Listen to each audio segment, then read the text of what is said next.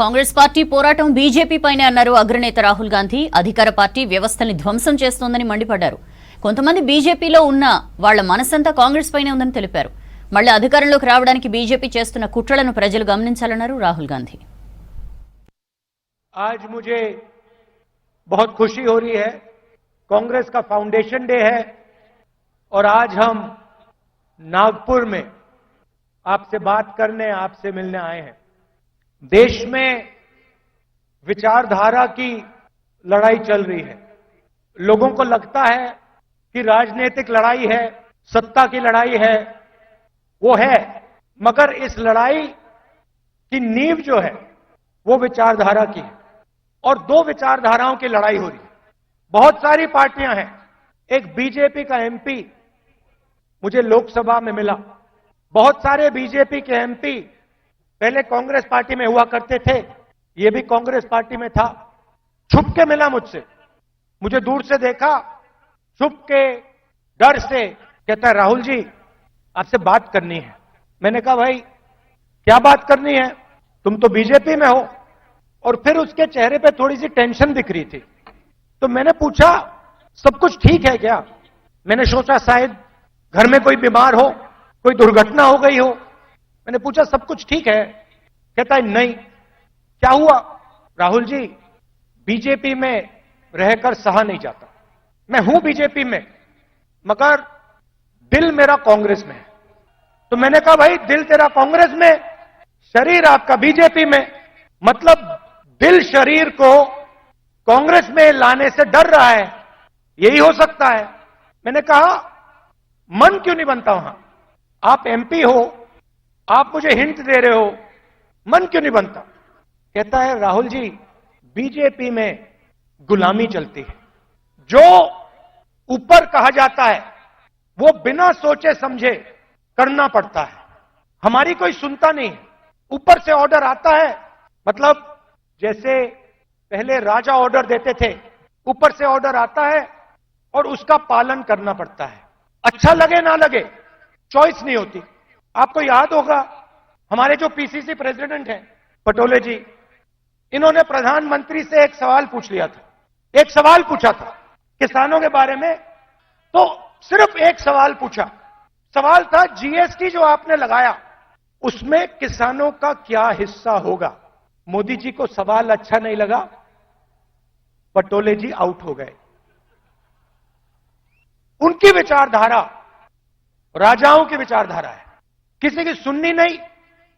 हमारी विचारधारा कहती है कि देश की लगाम हिंदुस्तान की जनता के हाथ में होनी चाहिए और देश को जैसे पहले राजा चलाते थे वैसे नहीं चलाया जाना चाहिए।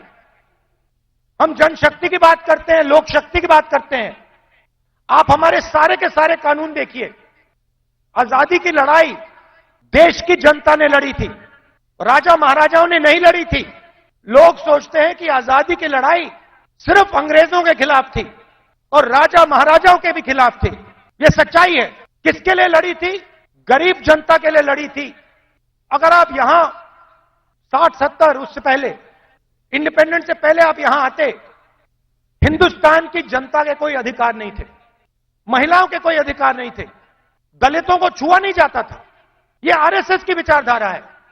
किसानों पर आक्रमण, युवाओं पर आक्रमण और दूसरी तरफ हिंदुस्तान के 2-3 अरबपतियों को देश का पूरा धन दिया जा रहा है। देश को पता लगना चाहिए कि इस देश में ओबीसी कितने हैं। उसके बाद नरेंद्र मोदी जी के भाषण बदल जाते हैं। पहले अपने आप को ओबीसी कहते थे, मेरे भाषण के बाद कहते हैं हिंदुस्तान में तो सिर्फ एक जात है, वो भी गरीब। अगर हिंदुस्तान में सिर्फ एक जात तो आप ओबीसी कैसे बन गए। तो हमने निर्णय ले रखा है, जैसे ही हमारी सरकार आएगी, दिल्ली में आएगी, हम जाति जनगणना आपके लिए। బ్రిటిషోళ్లకే భయపడలేదు, మోదీకి భయపడతామా అని ప్రశ్నించారు ఏఐసీసీ చీఫ్ మల్లికార్జున ఖర్గే. దక్షిణాదిలో అధికారంలోకి వచ్చాం, దేశంలో కూడా వస్తామన్నారు. నాగ్పూర్లో 2 సిద్ధాంతాలున్నాయన్నారు. ఆర్ఎస్ఎస్ సిద్ధాంతం దేశాన్ని విధ్వంసం చేస్తుంటే మరోవైపు అంబేద్కర్ ఐడియాలజీ దేశాన్ని అభివృద్ధి వైపు నడిపిస్తోందని చెప్పారు ఖర్గే. क्योंकि आरएसएस भी जो पैदा हुई यहीं से हुई और आज यही आरएसएस देश को बर्बाद कर रही है। मोदी आरएसएस का झंडा लेके आगे जा रहे हैं और उसके पीछे आरएसएस है। इसीलिए आप सोचना चाहिए, आपको बड़ी जवाबदारी है।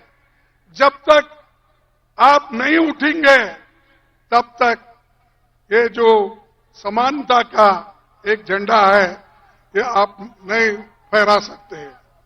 तो भाइयों, मैं यहां से इतना सबको विनती करूंगा कि पिछले 10 साल में देश में भाजपा और राष्ट्रीय स्वयंसेवक ये देश को तंग कर रहे हैं और ये जो संघ की सरकार है, अगर इसको नहीं रोक सके तो देश बर्बादी की ओर जाएगा।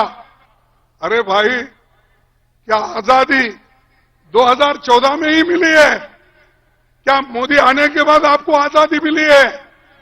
मोदी आने के बाद ही आपके स्कूल खुल गए हैं। मोदी आने के बाद भी रेल चल रहा है।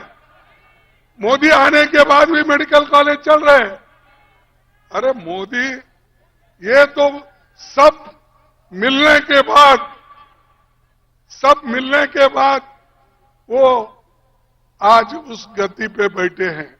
हमको यही कहना है कि यहां करके कारपोरेट कंपनियां, अमीर लोग जो कांग्रेस को खत्म करने के लिए मोदी को सपोर्ट कर रहे हैं, मोदी को फंड दे रहे हैं, उसके तरफ हमको देखना है।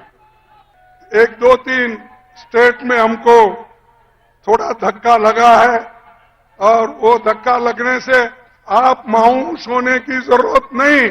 हिम्मत रखो, हम लड़ेंगे, किसको डरेंगे नहीं, डरने का सवाल नहीं। मोदी ये ब्लेम करते हैं कि कांग्रेस वाले, अपोजिशन वाले पार्लियामेंट में नहीं आ रहे। अरे पार्लियामेंट के बाहर निकालने वाले ही आप हो, हमको बात करने के लिए नहीं देते। हमने सिर्फ इतना ही पूछा, जो दो चार लोग अंदर आ गए वो कैसा आए, क्यों आए, उसके पीछे कौन है। अगर उसके जगह आज बीजेपी के एमपी के बजाय कांग्रेस का एमपी अगर कोई होता तो हमको कलंकित करते थे, बदनाम करते थे। लेकिन ये लोग एक एमपी को बचाने के लिए 140, 147 लोगों को इन्होंने बाहर डाला। రాహుల్ పాదయాత్రతోనే కర్ణాటక తెలంగాణలో కాంగ్రెస్ గెలిచిందన్నారు సీఎం రేవంత్ రెడ్డి. ఇక ఇప్పుడు భారత్ న్యాయ్ యాత్రతో దేశంలో అధికారంలోకి రాబోతున్నామన్నారు. దేశాన్ని ఐక్యంగా ఉంచడానికి కాంగ్రెస్ పార్టీ పనిచేస్తుందన్నారు కర్ణాటక డిప్యూటీ సీఎం డీకే శివకుమార్. కర్ణాటక తెలంగాణలో కాంగ్రెస్ ను గెలిపించి సౌత్ ఇండియాలో బీజేపీని తరిమి కొట్టామన్నారు.